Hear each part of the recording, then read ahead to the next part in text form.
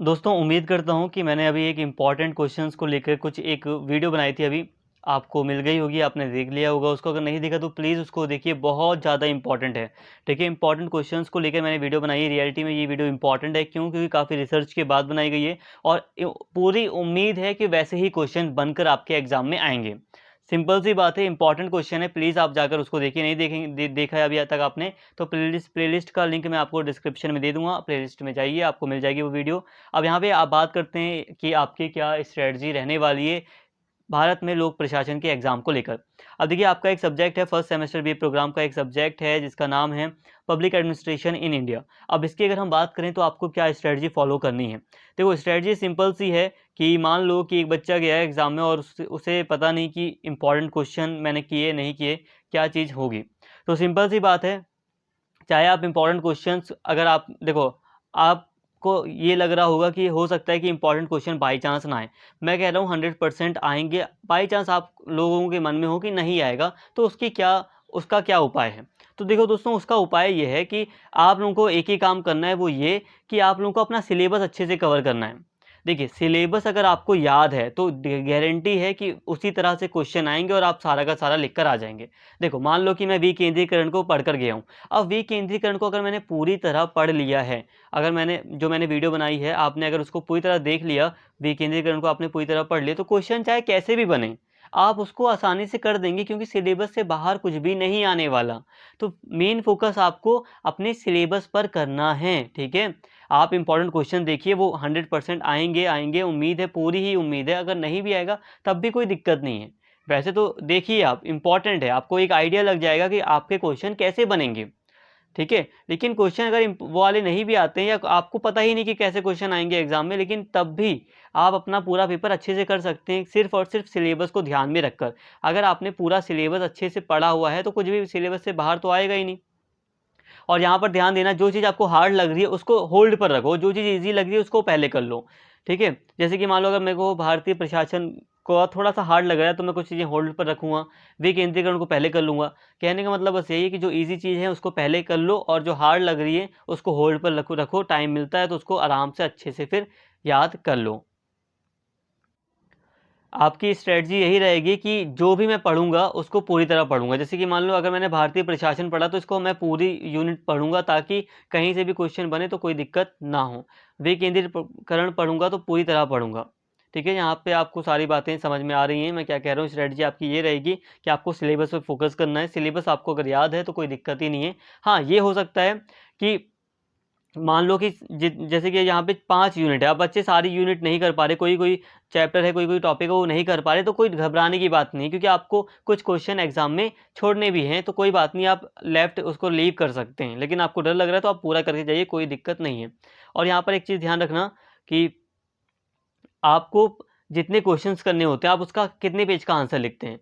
तो यहाँ पे देखो, आप कम से कम एक आंसर आपको कम से कम 5 पेजेस का लिखना है। नॉर्मली आपको 5 आंसर अटेम्प्ट करने हैं, आपको 5 क्वेश्चंस करने होते हैं, 10 में से 5 क्वेश्चन आपको करने होते हैं नॉर्मली। तो आपको एक जो एक जो आंसर होगा वो कम से कम 5 पेजेस का करना होगा। ठीक है, इतना तो करके आइए और इतना लिख भी देंगे, आपको इतना सब कुछ पढ़ाया गया है। जब आप एग्जाम में बैठेंगे तो 5 पेजेस लिखना कोई बड़ी बात नहीं है। बहुत बच्चे अगर 5 पेज से ज़्यादा लिख के आ रहे हैं, जैसे कि जो रेगुलर स्टूडेंट हैं वो बहुत ज़्यादा भी लिख सकते हैं तो ठीक है, लेकिन स्पेशली जो SOL के स्टूडेंट हैं, मैं यही कहूँगा कि आप 5 पेज से ज़्यादा ना लिखें और 5 पेज से कम भी ना लिखें। तो एक आंसर आपका 5 पेज तक का होना चाहिए।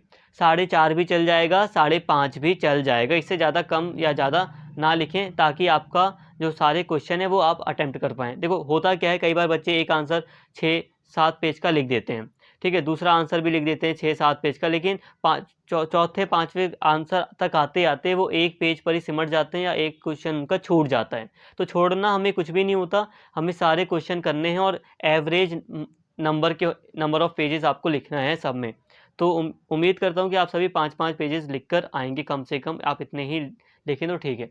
कोई बच्चा ज़्यादा लिख सकता है तो बहुत अच्छी बात है, बेकार नहीं है, लेकिन 5 पेज एवरेज है। 5 पेज में ना तो आपके नंबर कट जाएंगे, ऐसा भी नहीं है कि कट जाएं, और ऐसा भी नहीं है कि अगर 5 पेज लिखेंगे तो आप फेल हो जाओ, ऐसा कुछ भी नहीं होगा, बिल्कुल परफेक्ट है 5 पेज। और सबसे बड़ी बात कंटेंट मायने रखता है कि आपने अगर 5 ही पेज लिखा है और आपने कंटेंट पूरा वही लिखा है जो आपकी सिलेबस में है, तो जैसे कि विकेंद्रीकरण मैंने आपको पढ़ाया तो बिल्कुल सिलेबस की बातें लिख रहा है बच्चा, जब टीचर देखेगा कि भाई ये तो बिल्कुल सही लिख रहा है, ऐसा है, तो वो आपको मार्क्स देगा। और आप भले ही 10 पेज लिख के आ जाओ और आपका कंटेंट सही ना हो, तो वो आपको उतने ही मार्क्स देगा, कम ही देगा आपको। ठीक है, यहाँ पे पेजेस का मतलब समझ में आ गया। और ये काम मत करना कि कोई 2 पेज लिख कर आ रहा है, कोई 3 पेज, ऐसा प्लीज़ ऐसी गलती ना करें, एग्ज़ाम है ये। और ऐसा भी यहाँ पर आप लोग बहुत लोग कहेंगे कि सर हम तो 4-4 पेज लिख कर आ रहे हैं। देखो 4 पेज लिखने में कोई गुनाह नहीं है, आप पास हो जाओगे, लेकिन रिस्क क्यों ले रहे हो? 5 पेज लिख कर आओ, ठीक है? पेजेस आपका डाउट सॉल्व हो गया। अब बात आती है आंसर राइटिंग कैसे करें। देखो आंसर राइटिंग का याद रखना हमेशा आपको अब 5 पेजेस का आंसर लिखना है, मतलब एक बड़ा लिखना है आंसर। अब भले ही वो आपसे कुछ भी पूछे, आपको सामान्य बातें बतानी पड़ेंगी। जैसे कि मान लो विकेंद्रीकरण क्या है और विकेंद्रीकरण के अलग अलग प्रकार बताओ, तो मैं क्या करूँगा, विकेंद्रीकरण के बारे में मुझे जितना कुछ पता होगा पहले मैं उसको बता दूंगा और फिर उसके प्रकारों को एक्सप्लेन करूँगा। मतलब विकेंद्रीकरण क्या है इसको तो मैं 3 लाइन में भी बता सकता हूँ, लिख सकता हूँ, लेकिन नहीं, विकेंद्रीकरण के बारे में मुझे जितना भी कुछ पता है वो सारी चीज़ मैं लिखूंगा कि विकेंद्रीकरण ये है, ये परिभाषाएँ दी जाती हैं, ये चीज़ें हैं, ताकि आप सारी बातें एग्ज़ामिनर को दे दें और आपका 5 पेज का आंसर भी तैयार हो जाए। आप भर नहीं रहे हैं, आप सोच रहे हैं कि मैं कुछ भी लिख कर आ जाऊँ तो भर रहे हैं, तो भर तो नहीं रहे हैं आप उसको वही चीज़ दे रहे हैं जो ड्यू माँगता है। ड्यू क्या माँगता है कि आपको एक क्वेश्चन दिया गया है तो आप उसे पूरी तरह एक्सप्लेन करेंगे, ठीक है? तो विकेंद्रीकरण या कोई सा भी आ जाए, जैसे कि बजट की अवधारणा और भारत में बजट चक्र क्या है, इसको समझाइए। अब बजट की अवधारणा के बारे में बहुत कुछ आपको पता है, ऐतिहासिक दृष्टि से भी बहुत सारी बातें हैं कि बजट किस तरह से शुरू हुआ, तो आप नॉर्मली चीज़ें लिख दीजिए। भारत में बजट की प्रक्रिया किस तरह से फॉलो की जाती है, इसको भी लिखिए। तो आपके पास काफ़ी कंटेंट हो जाएगा, आप आराम से 5 पेज लिख कर आ सकते हैं। आप तो ज़्यादा भी लिख देंगे, इतना कंटेंट आपको पढ़ाया गया है। उम्मीद करता हूँ सारी बातें आपको समझ में आ रही हैं, बस टाइम मैनेज करके चलना। अगर आपका एक आंसर ज़्यादा पेजेस का जा रहा है, ज़्यादा से ज़्यादा 7 पेज हो गया, 6 पेज हो गया, ज़्यादा पेज जा रहा है, तो इससे ज़्यादा जाने मत दो, उसको वहीं पर स्टॉप कर दो। कम लिखो इससे ज़्यादा, नहीं तो आपके टाइम का असर आपके लास्ट वाले क्वेश्चन पर पड़ जाता है। और एक चीज़ याद आई लास्ट वाले क्वेश्चन से कि जो आपका एक लास्ट का क्वेश्चन होता है, क्वेश्चन नंबर 10वां हो सकता है या जो भी होगा आपका लास्ट क्वेश्चन, उसमें याद रखना उसमें 4 ऑप्शन आपको दिए जाते हैं।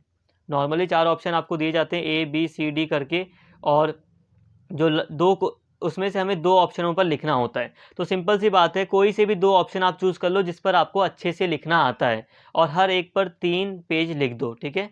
हर एक पर 3 पेज लिख दो। जैसे कि मान लो मैंने ए और बी ऑप्शन चूज़ कर लिया और इस पर मैंने लिख दिया।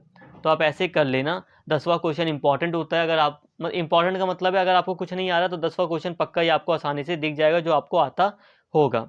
उम्मीद करता हूँ सारी बातें आपको समझ में आ गई हैं। यही कहूँगा, सिर्फ जो आपके लिए वीडियोज़ हैं वो आपके लिए सब कुछ है। मैं ये नहीं कह रहा अपनी वीडियो को प्रमोट कर रहा हूँ, प्रमोट तो वो होंगी, लेकिन मैं इसीलिए कह रहा हूँ कि वीडियोज़ रियलिटी में आपको सारी बातें एक्चुअल में वही चीज़ पढ़ाई गई जो आपको पढ़ना है। आपके सिलेबस के अकॉर्डिंग सारी चीज़ें कवर की गई हैं, और सारी चीज़ें जब कवर की गई हैं आप उसको पढ़ लेंगे तो कुछ भी बाहर से आएगा नहीं, ईज़ी आएगा पेपर, आप कर लोगे आराम से। इंपॉर्टेंट क्वेश्चन आपने अगर देख लिए तो आपको अंदाज़ा भी लग जाएगा कि आपके क्वेश्चन कैसे आएँगे। उम्मीद करता हूँ सारी बातें आपको समझ में आ गई होंगी। वीडियो अच्छी लगी हो तो प्लीज़ चैनल को सब्सक्राइब कर लें, वीडियो को लाइक करें और कमेंट करके अपना फीडबैक ज़रूर दें। Thank you.